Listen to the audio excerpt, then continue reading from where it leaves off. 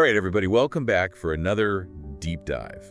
Mhm. Today, we're going to be talking about something that I think a lot of us struggle with, and I know I definitely do, the art of saying no. Mm.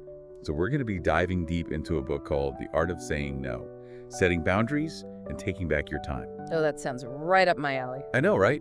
Like setting boundaries, reclaiming your time. Yes, Super important stuff in today's world where everyone's so busy. absolutely. And I think it's something that so many of us struggle with, We feel this pressure to say yes to everything Yes, and, end up feeling completely overwhelmed. right.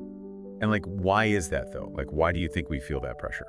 Well, I think part of it is this societal expectation. Yeah. We're supposed to be always on, always available, always willing to help. And then there's this fear, a fear of disappointing others, of missing out, Yeah. of, maybe even damaging relationships. Right, yeah, like you don't want to seem like you're not a team player. Exactly. And so we end up saying yes to things that we really don't have the time or energy for. Yeah, or even really want to do. Exactly. And that's where the problem comes in. Yeah, because this book really emphasizes like time is your most valuable resource. Absolutely. Right. Time is something you can never get back. And when we're constantly saying yes to things, Yeah. we're essentially giving our time away. Right. It's almost like you're saying no to something else Exactly. that's really important to you. You're saying no to your own goals, your own well-being. Yeah, your family even. Absolutely. Right. And that's why learning to say no is so crucial. Yeah, but how do we actually get better at saying no? Like, what are some practical tips? Because I feel like I'm always like, oh, I should say no, but then I end up saying yes. I hear you. It's definitely a skill that takes practice. Yeah. But this book, The Art of Saying No, it offers some really great strategies. Okay. One technique I found particularly helpful is what they call the broken record technique. Broken record.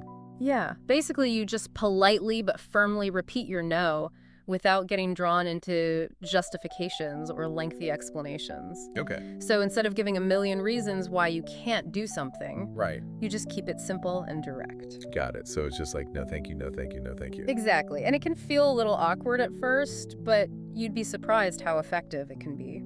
Interesting. People often respect a clear boundary Okay. more than a wishy-washy, maybe. That makes sense, yeah. And, another thing the book talks about is the importance of setting boundaries early on, Okay. like in a new job or a new relationship. So like before things even get too hectic. Exactly, because it's much easier to establish boundaries from the beginning than to try and change them later on. Yeah, that's a really good point. And, it's not just about saying no to requests or invitations.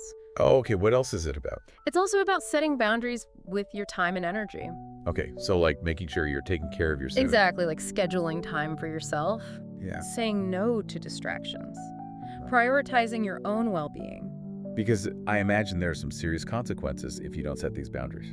Absolutely. Constantly saying yes can lead to burnout, Yeah. resentment, increased stress and anxiety. And I feel like that can spill over into other areas of your life. Absolutely, your relationships, your work, your health. It's like a domino effect. Exactly. So saying no is not about being selfish. Yeah. It's about protecting your time and energy. Right. So you can show up as your best self. I love that. I love that idea of like saying no is actually a form of self-care. Absolutely. Yeah. It's about prioritizing your own well-being.